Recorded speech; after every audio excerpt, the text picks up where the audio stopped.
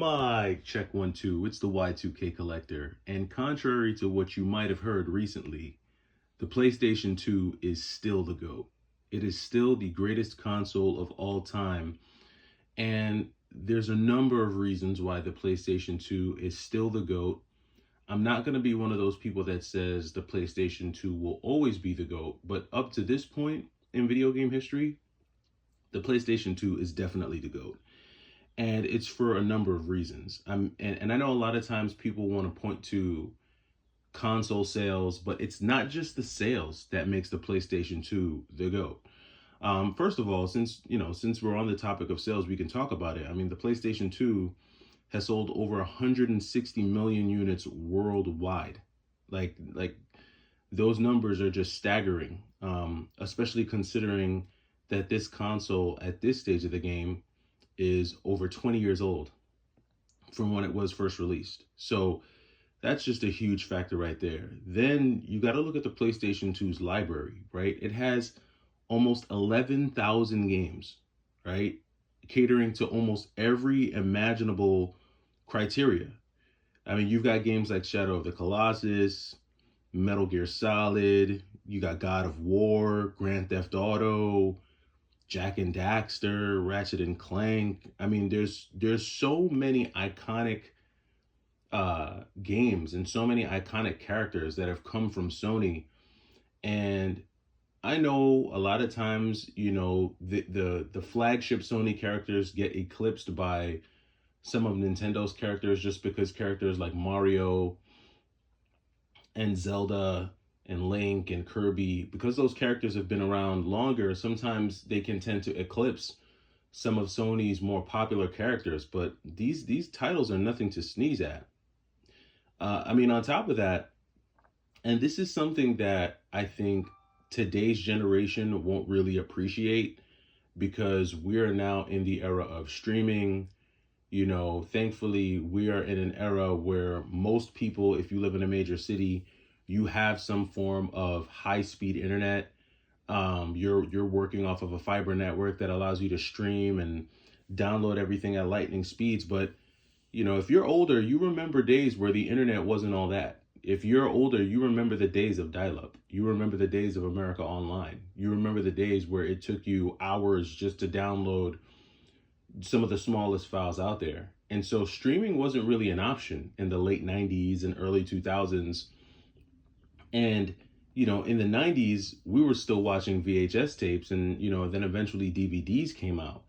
And DVDs were revolutionary. I mean, growing up, when we first got DVDs, it was like, whoa, this is amazing. The clarity was mind-blowing. And when Sony decided to put a built-in DVD player into the PlayStation 2, that was an enormous game changer. And a lot of people, I think a lot of people do know it, but if you're not from the generation that understands how important DVD players were, you won't be able to fully grasp how important this was back then.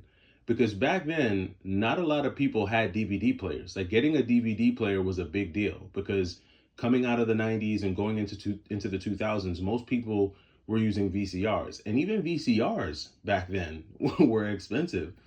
So if you were able to get a video game console that also had the ability to play DVDs, that was huge because that was a 2 for 1. And believe it or not, the DVD player aspect made a lot of adults feel like it was okay to buy a video game console, because if someone questioned them as to why they were buying a video game, they could just say, oh, I just got it for the DVD player. And do you know how many parents use that excuse, knowing fully well that they were going to actually play those video games? But it was easy to just say, oh, I got it for the DVD player. I got it for the DVD player. And it was easy to say that you got it for the DVD player because at a certain point, the PlayStation 2 was either just as cheap or if not cheaper than what certain DVD players were costing, especially when you start looking at like the higher end DVD players. I mean, the PlayStation 2 was pretty much on par. So if you were able to get not only a DVD player, but a console that had and amazingly vast library, of course you're going to go ahead and choose the console. So I think the DVD player is what made it to go, and that's something that can't be reproduced, right? You can't. We're never going to be able to recreate the era of the DVD player. Technology has moved us past that, and so Sony just captured lightning in a bottle with that. I don't know if there's going to be a console that comes out in the future that capitalizes on the most recent and highly sought after technology. Like, I don't know if we're going to get something like that um ever again, because of how fast technology is advancing. And so you can't recreate that moment where Sony said, okay, we're going to, combine these two pieces of technology in video games and a DVD player. And I think that's a big part of the reason why it's been so difficult for other consoles to really beat Sony's numbers here, because Sony had a wicked advantage when it came to that. And then you got to think about the lifespan of the PlayStation 2. I mean, the PlayStation 2, it ran for like 13 years if you think about it. I mean, it's been around for a long time, or at least its lifespan was. I mean, if you think about it, they kept making games for the PlayStation 2 all the way into 2013, right? We're talking about a console that came out, what, in 2000? And even with the PlayStation 3 being out, they were still making games for the PlayStation 2, which just helped to push its lifespan. There was such a strong user base for it that, a lot of people still kept on playing their PlayStation 2 well into the PlayStation 3 life cycle, and it was affordable. The PlayStation 2 was affordable at launch. A lot of times people say, like, oh, video games were expensive back in the day, and, some people don't understand why people are making all this big fuss about the cost of the Switch 2. Well, guess what? The PlayStation 2, it wasn't cheap, but it was a lot cheaper than what we're seeing here now. And you're getting more bang for your buck. At least back then you were.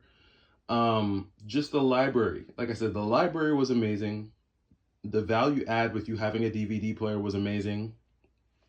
The the leap, the graphical leap was also amazing. When you consider what games were looking like on the PlayStation 1 versus what they look like on the PlayStation 2, there was a clearly defined leap in graphical fidelity. The games just looked and played better.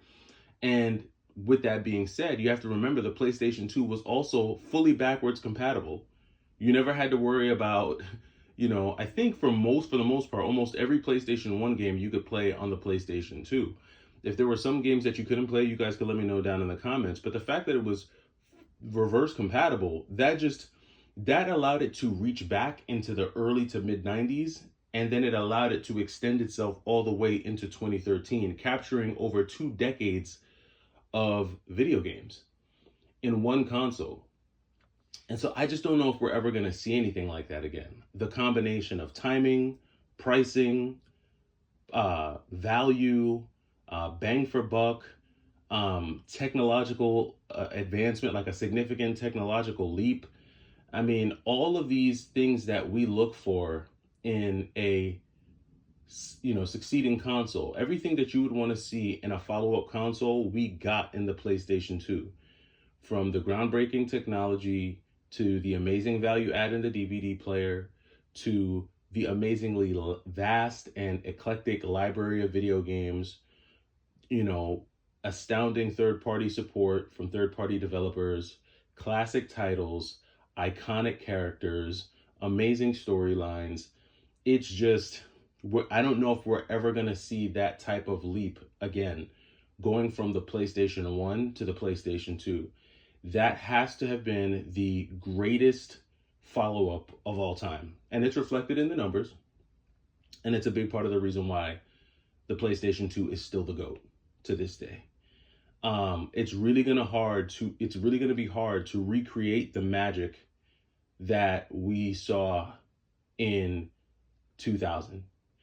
And when I think about a lot of just newer consoles from Microsoft, the Xbox, going to the Xbox 360, you know, down then to the Xbox One. You know, you think about Nintendo Switch, now to the Switch 2. You know, I do appreciate the advancements, but it's not like anything that we saw before. And I don't know if we're ever going to see it again. Now, the original Switch is still selling, and the two consoles that have come the closest to the PlayStation 2 is the Nintendo DS, which I think we could put that to bed. The DS obviously isn't ever going to beat the PlayStation 2, but the Switch, I mean, there's still a possibility that the Switch, at the end of the day, could not usurp, but take over the PlayStation 2 in terms of highest selling console of all time.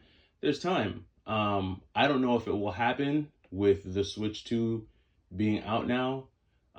Because if you're a person who never owned a Switch, I don't see why you would go back and buy a regular Switch. You're probably just going to go ahead and get the Switch 2 because it's the most recent console.